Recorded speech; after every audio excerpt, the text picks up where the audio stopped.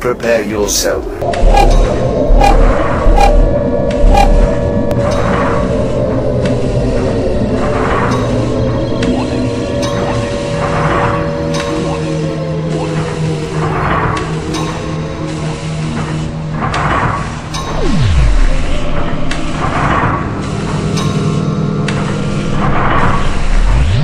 Speak about all kinds of things. I mean, like, classical musicians have, similar problems. They have to, either part of a big orchestra, or it has to, get some sort of funding through, I don't know, some government fund or whatever, to really be able to, perform most stuff that is already established. There's so much work out there, so many compositions which are so important to be heard, but then, those classical musicians mostly have to go back to the Beethoven, Mozart, whatever, like the typical stuff where there's an already established audience for it, and that is making the musicians, putting them in a very passive place, and that to me that's immediately like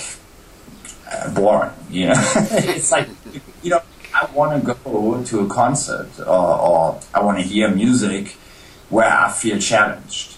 If it's always predictable, then it just becomes boring. It's like the same. Imagine, like, also in movies, even if it's quite conservative or like way more conservative probably than the music scene or something, there's always that aspect of technology where, even in like a superhero movie, like an action film, you have to have like the latest effects and that stuff. So there is at least that element to it. But if you look at the music scene, it's almost like there is all that technology there, and people are like, no, are you crazy? If we put this in, it will alienate the audience. It would be the same as if somebody would say in a Spider-Man movie, "Oh, don't put that explosion in; it could scare." It's like, and that type of thinking, I think that is really killing a lot of things. That it has to be a balance, between what people expect to hear, and then the stuff that they don't know that educates people or that makes it exciting, and you have to make up your mind. Do I like this? Do I not like this? If it's, and it's funny, you have all these. You see how people behave online, for example, and how important it's for them to choose what they want to watch at any point, time of the day and stuff. But it's almost like the industry, when it comes to music, is denying people that kind of choice and to control the market or whatever. And I think it's very old-fashioned type of thinking. You got to take risks sometimes. And I love risks. So I make music at this time. But yeah, it's a lot of people are so scared of it since a decade now. And I feel even with if you look at something like dubstep. It's so interesting, I think, how that was like growing in the underground and in England, for example, in the beginning, and then there was also the ceiling that you described, and then people made so many efforts to be, to make more money or to sell more tickets and stuff, and then you ended up with, I think, such a compromised version of it in a way that is popular. This is not even like, back in the 90s, like with rave, where you would have, let's say, the Prodigy or bands like this, having elements and coming from that scene. You have this really like weird, like almost like Rihanna type manufactured like pop version of it, where you go, this is actually like completely horrible. I don't really see, the originators really having made it, or some of them at least, it's it's almost they got stuck and they couldn't really get to that point, and then other people just took the ideas and faked it, and but it's in a new way. You could always say like, it was always like that, Alec, in the 60s and 70s punk rock, at some point would compromise. But I think now we reach this other level, where it's not even the same people that sell out or whatever. It's just other people like manufacturing it or like the technology enables people to just copy and paste stuff almost. So when we speak about copyright and the the whole thing about what is stealing, or how does creativity flourish, how does what's inspiration, what isn't, and all these things. I think now the biggest danger is like the established industry, like people there just exploiting stuff from the independents, and not even paying the same kind of people to make them make money with them. Basically, it's more like, okay, let's take that idea and just recreate it, and I think a lot of musicians I spoke to who wrote music, and you mentioned this Sony thing. A lot of musicians I spoke to in the last maybe 5 years have told me the exact same story about how certain advertising companies would call up their record company and would say, look, we want to license this, but for almost no money, but if you don't agree to this, we can just have somebody make it like that. Of course, there's the history in film and advertising music to always imitate something that's popular, and very often because the bands wouldn't give them the permission to use the music, but I think it has crossed the line where you think it's almost exactly the same thing, so it's not like, okay, we have some sort of lounge version of a Beatles song in the why this, I don't know, the housewife is buying the whatever product in the 60s. That's, I think these are the funny kind of examples looking back of how these that were made to be on one side really cool or hip or whatever, and on the other side actually speaking or communicating that message to a mainstream audience that doesn't even care about music. It's reached that new level, which I think is, a threat to creativity. That's my opinion. I mean, I'm thinking also ahead here. It's maybe not that bad yet, but I think everything could go in that direction, and it could get really bad, Sure. Well, I mean, it's funny. These are all things that I've been writing about, making music about, and then also being chastised for decades.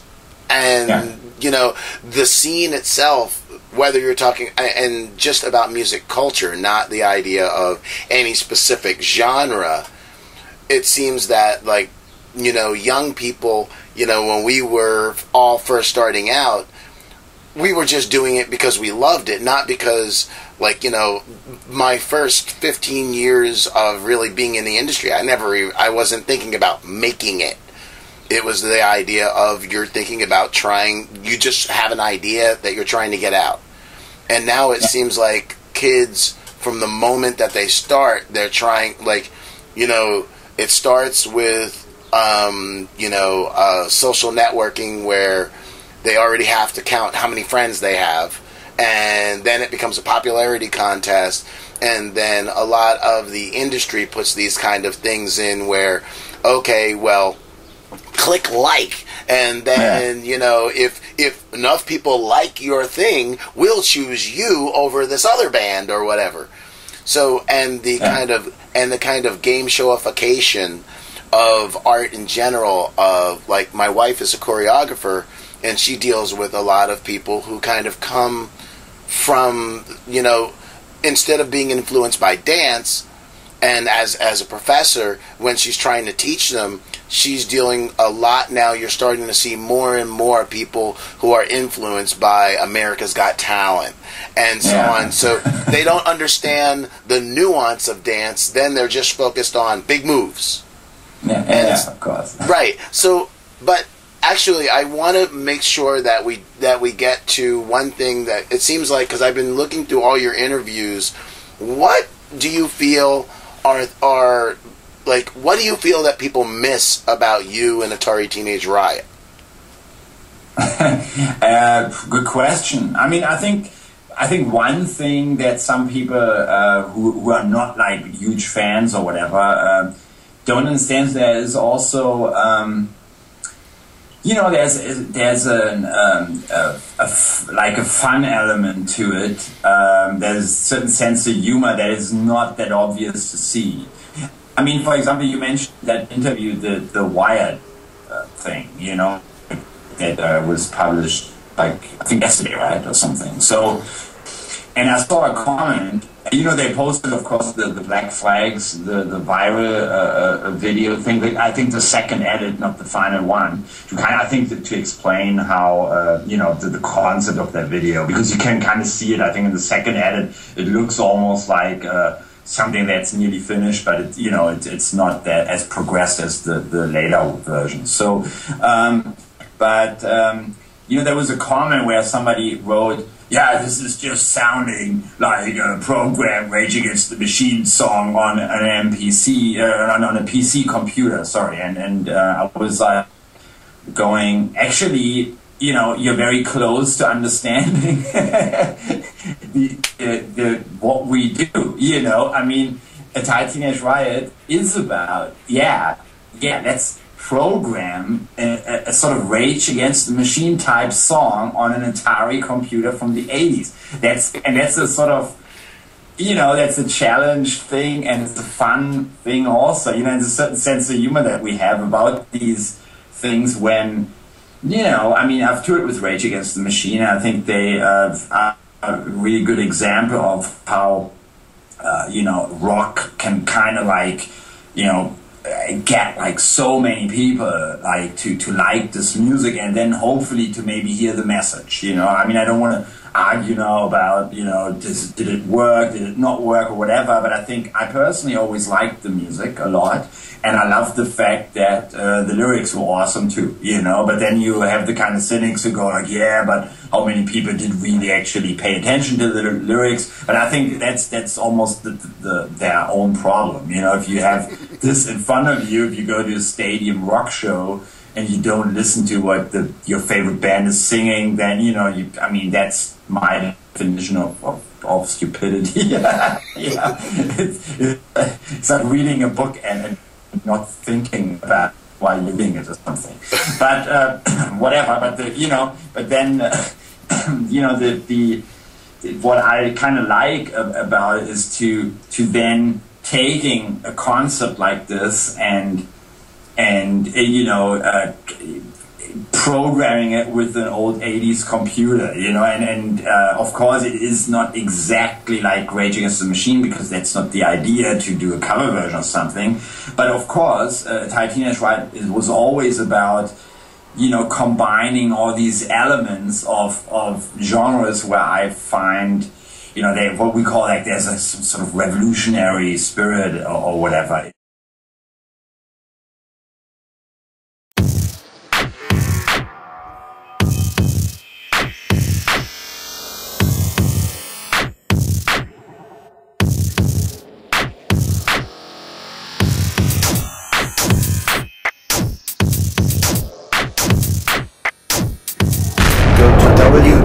www.s6k.com/impact to join our revolution. Go to www.s6k.com/impact to join our revolution. Go to www.s6k.com/impact to join our revolution. Go to www.s6k.com/impact to join our revolution.